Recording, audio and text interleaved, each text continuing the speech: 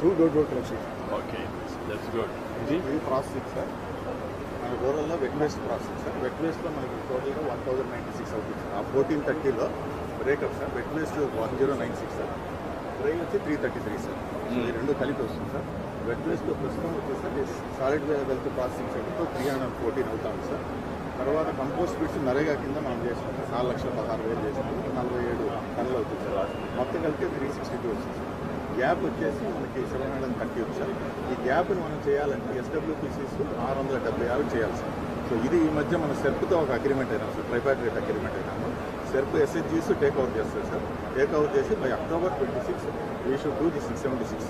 ఇది ఒకటి సార్. తర్వాత కంపోస్ట్ బిట్స్ వచ్చేసరికి నరేగాలో ఈ సంవత్సరం 5 లక్షలు తీసుకుంటున్నాం సార్. తీసుకుంటే 57 టన్నులు వస్తాయి సార్. సో ఈ రెండు కలుపుకొని మనం 736 చేస్తున్నాం. అక్టోబర్ చేస్తాం సార్.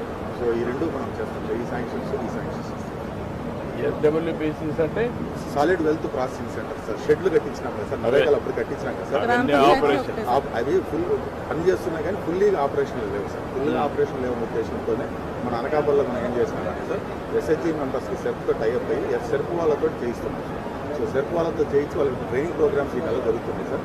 అయిన తర్వాత అక్టోబర్ కల్లా మనం 100% వెట్ వేస్ట్ ప్రాసెసింగ్ చేయిస్తాం sir.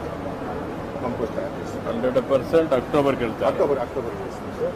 Door to door collection sir.